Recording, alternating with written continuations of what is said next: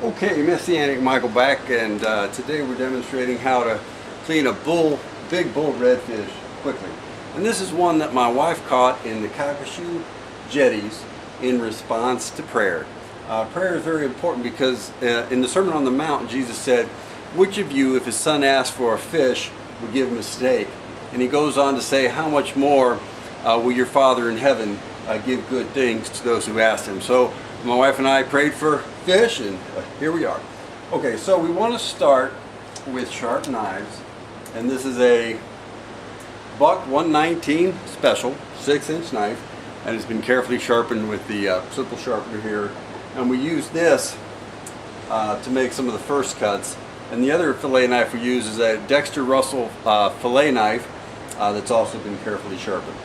So let's talk about the approach before we dig in and start cutting here.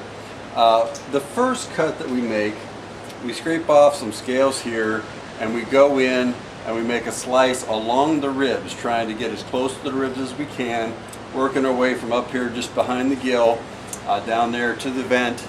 And what we're doing is we're separating the fillet from the ribs, because those ribs are very hard to cut. So we separate the fillet from the ribs in the first cut.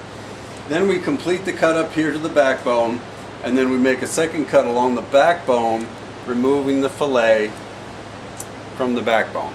And then once the fillet is off completely, then we use the fillet knife to remove the fillet from the skin.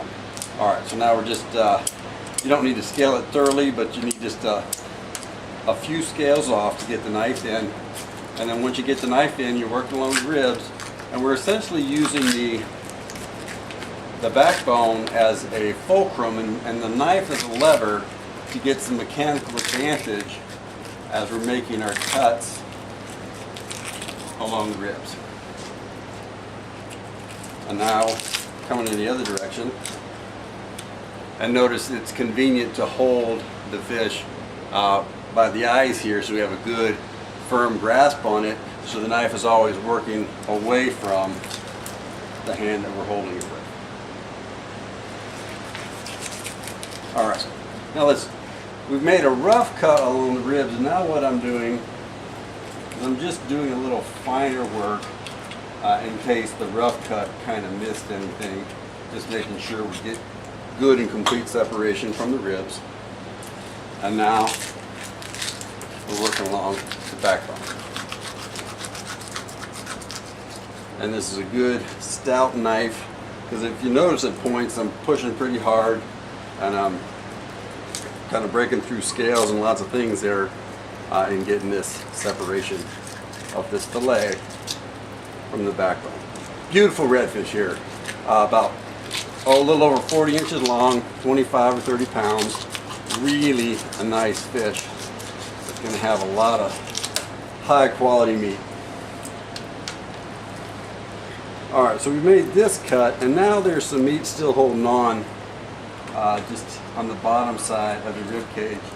So we just work it a little bit more with the knife, as close as we can, to get that fillet fully removed.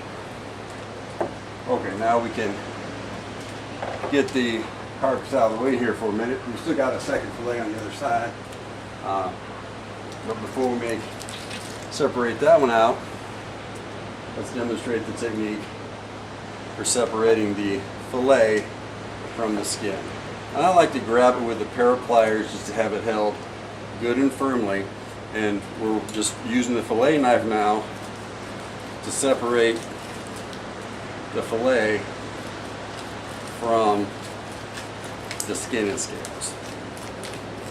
And one thing I've noticed that we're not really trying to get as close as possible to the skin, because close to the skin is a lot of red meat that's got a lot of blood vessels in it, and the flavors there aren't really the best and would end up getting trimmed off at a later stage anyway. So we leave a lot of this red meat there with the skin, so when we get it separated, there's still some of this red meat in there that needs to be trimmed out, but that can be done as a finer step later on. All right, so that's the first fillet. And then we get the redfish back on the table. Flip them over to the left side. And since I'm right-handed, I always do the right side first, and then I come back around and do the left side. But before I do, especially on a fish this big, I like to freshen the sharpness of the knife by giving it 10 more strokes.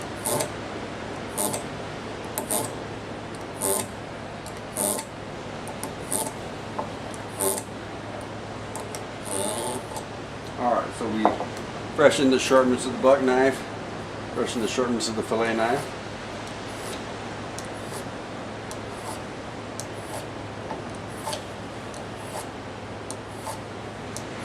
Alright, now we can tackle the second fillet.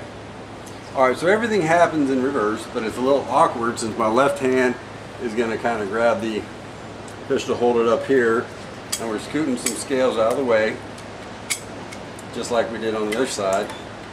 Don't need to get a lot of scales out of the way, just enough to get the knife in backwards. And now we're using the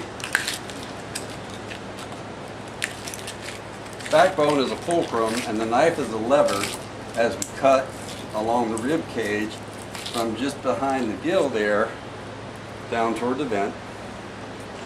And now we kind of take a little care and make sure this cut is inside the ribs and all the way down the backbone. So we need a little cleanup work there.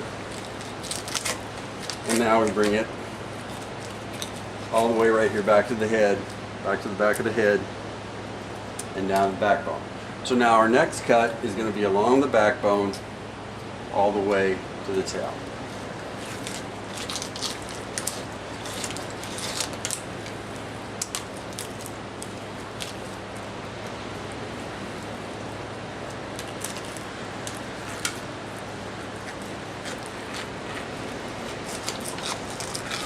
That was a big fish.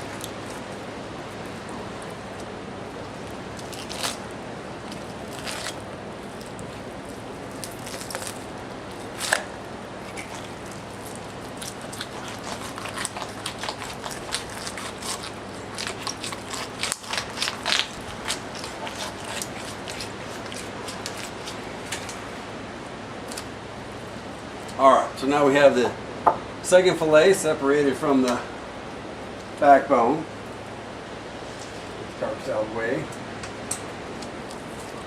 Swing it around. Get the fillet knife. Get the pliers. Grab onto the skin and scale combination real firm with the pliers in the left hand. Work the fillet knife backwards with the right hand, separating the fillet from the skin.